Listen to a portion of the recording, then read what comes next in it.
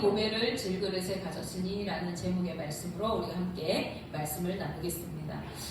주님이 우리 성도들에게 주신 지상 명령이 있습니다. 그것은 성령의 권능을 받고 온 천하에 다니며 만민에게 복음을 증거하라고 말씀하신 것입니다.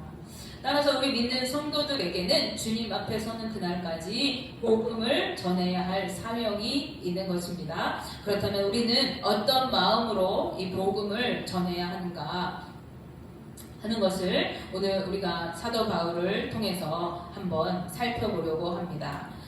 오늘 본문 말씀에서 사도 바울은 자신이 복음의 사도로 부름을 받았다. 그리고 이 사도의 직을 감당하는 데 있어서 어떠한 자세로 그 직분을 감당하고 있는가에 대해서 언급하고 있습니다.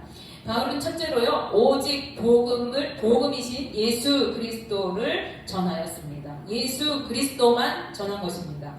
바울은 고린도 교회 성도들에게 우리는 우리 주 예수 그리스도가 구주 되심을 전파하고 그것을 전파하기 위하여 기꺼이 종이 되었다, 이렇게 말씀하고 있습니다. 고린도후서 4장 5절 말씀에 우리는 우리를 전파하는 것이 아니라 오직 그리스도 예수의 주 되신 것과 또 예수를 위하여 우리가 너희의 종된 것을 전파함이라, 이렇게 말씀합니다. 자신의 어떠함을 나타내는 것이 아니라, 즉 자신의 유창한 말솜씨나 학벌이나 특별한 어떤 능력이나 지식을 나타내는 것이 아니라 그런 것들을 증거하는 것이 아니라 오직 예수 그리스도가 구주 되심을 증거하고 있다는 거예요. 그리고 그것을 전하기 위하여 기꺼이 종이 될 것을 자천했다. 종이 되기로 결정하고 그것을 전파했다, 이렇게 말하고 있는 것입니다. 우리가 전해야 할 유일한 한 가지는 바로 예수 그리스도이신 것이에요. 예수 그리스도께서 우리를 위해서 십자가에 죽으셨고, 누구든지 예수 그리스도를 믿는 자들은 구원을 얻는다, 그리고 영생을 누리게 된다 하는 사실을 전해야 하는 것입니다. 그 밖에 다른 어떤 것도 우리가 전할 것은 없어요. 프로그램을 자랑하고 교회 예배당을 자랑하고 목사님이 어떤 걸 자랑하고 우리 성도들이 어떻게 착하고 의로운 자인가를 전하는 것은, 그것은 복음을 전하는 것이 아닌 거예요. 우리 교회에 오면 어떤 기이한 일들이 일어난다더라, 어떠한 능력이 나갔다더라, 이런 것을 전하는 것이 복음을 전하는 것이 아니라는 거예요. 오직 예수 그리스도밖에는 우리를 구원할 다른 것이 아무것도 없기 때문에 그렇습니다. 베드로는 사도행전 4장 11절 12절 말씀에서 이 예수는 너희 건축자들의 버린 돌로서 집 모퉁이의 머릿돌이 되었느니라. 다른 이로서는 구원을 받을 수 없나니 천하 사람 중에 구원을 받을 만한 다른 이름을 우리에게 주신 일이 없음이라 하였더라, 라고 말씀합니다. 오직 예수로만 구원을 얻을 수 있다는 말씀입니다. 천하에, 즉 온 세상에 다른 누군가가, 다른 어떤 것이 우리를 구원해 줄 수 있는 그러한 것은 없다는 것입니다. 그러므로 우리는 오직 이 예수 그리스도를 믿고 또 전해야 하는 것입니다. 복음이신 예수 그리스도를 증거하되, 둘째로 바울은요, 진실되고 진리만을 증거하였습니다. 거짓이나 속임수로 전하지 않았습니다. 인간적인 자신의 생각과 말로써 복음을 전하지 않았습니다. 하나님의 말씀을 자신의 생각을 섞어서, 철학을 섞어서, 지식을 섞어서 혼잡하게 하지 않았습니다.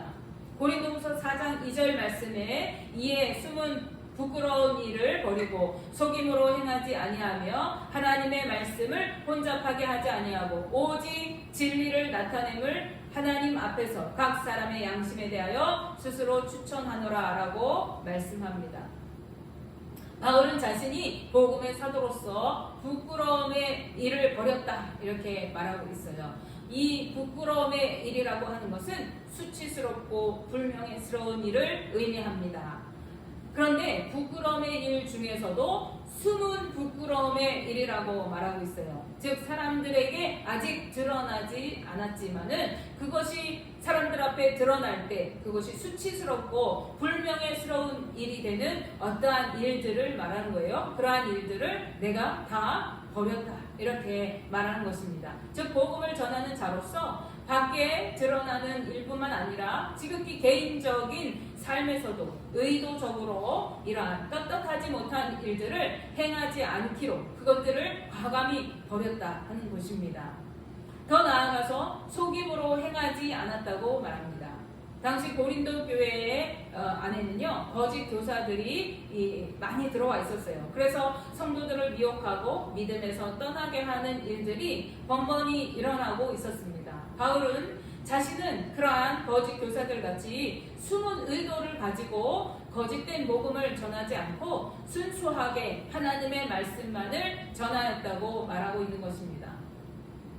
그러므로 바울은요 하나님 앞에서 자신의 떳떳함을 스스로 추천한다 이렇게 말하고 있어요.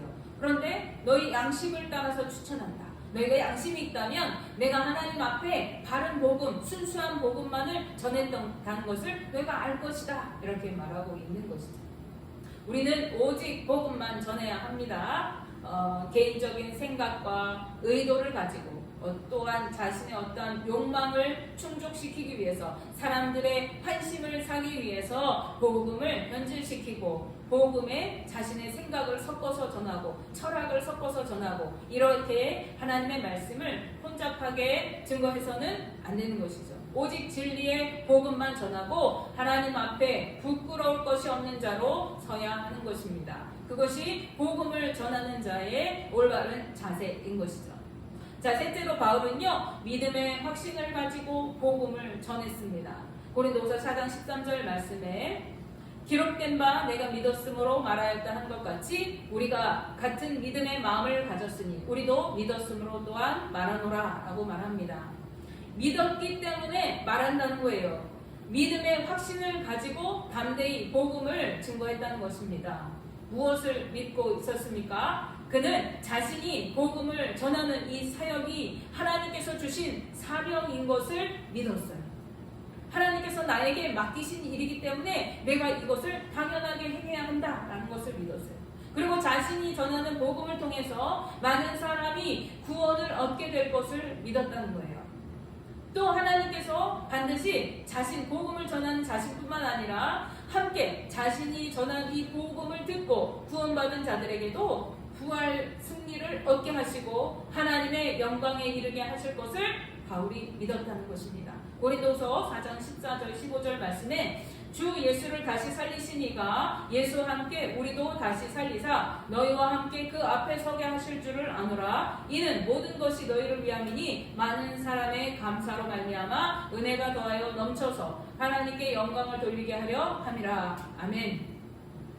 이 복음을 전하고 복음을 통하여 구원받은 너희들과 함께 우리가 하나님 앞에 반드시 서도록 하나님께서 역사하실 것이다. 많은 사람이 구원을 통해 감사를 고백하며 하나님께 영광 돌릴 때 하나님이 은혜가 넘치게 하시고 영광 받으실 것이다 라는 믿음을 가지고 바울이 이 복음을 전하고 있었다는 거예요.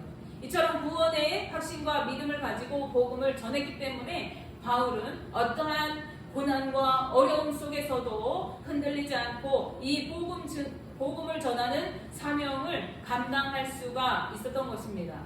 오늘 본문 말씀을 보시면요, 복음 사역은 순탄하지 않았어요. 바울이 그저 편하게 좋은 관계 속에서만 복음을 전한 것이 아니에요.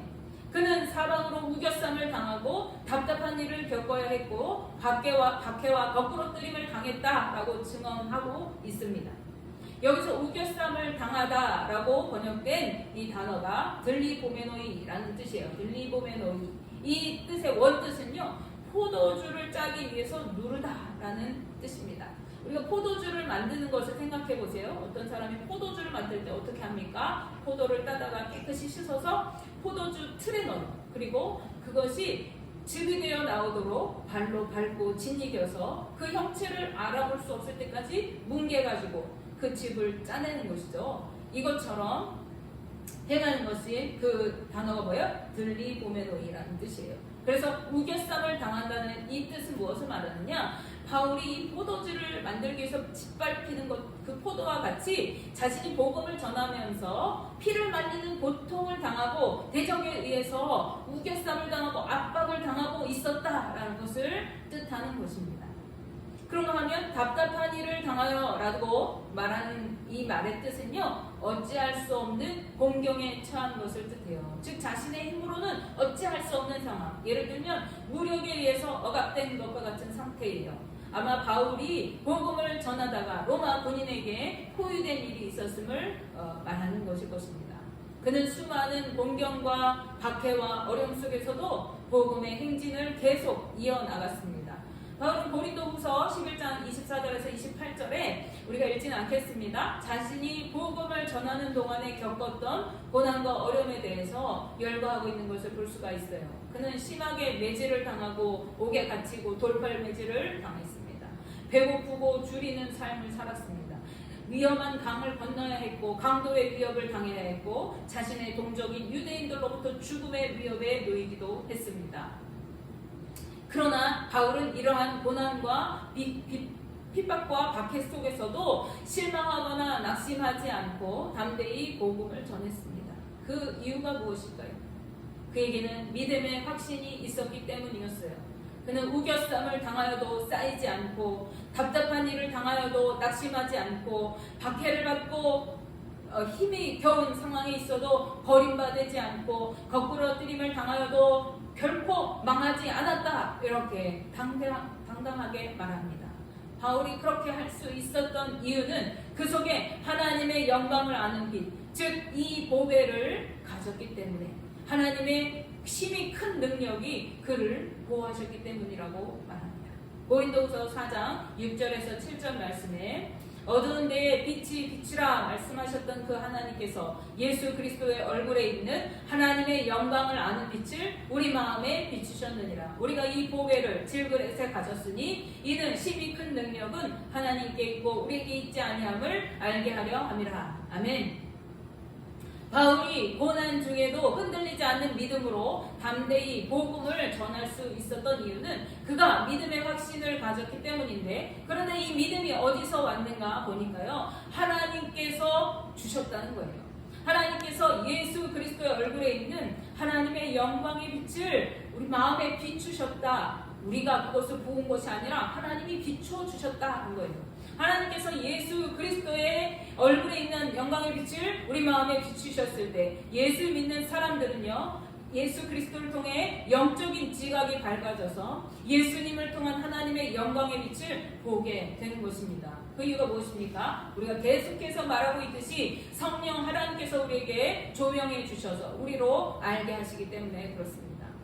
성령 하나님께서 우리로 하나님과 그의 아들 예수 그리스도를 아는 지혜를 깨닫게 하시고 하나님의 영광을 볼 수 있도록 우리의 영적인 눈을 열어주시기 때문인 거예요. 이것은 세상이 알 수 없는 영적인 비밀이고 영생의 비밀인 것입니다.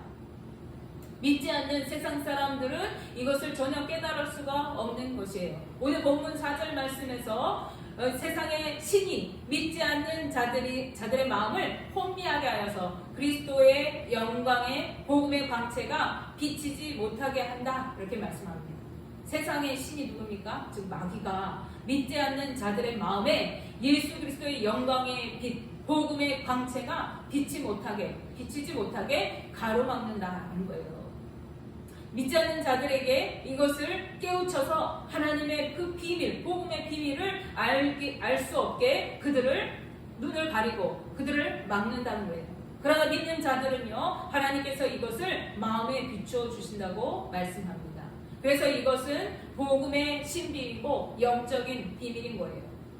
바울은 이것을 보배라고 말합니다.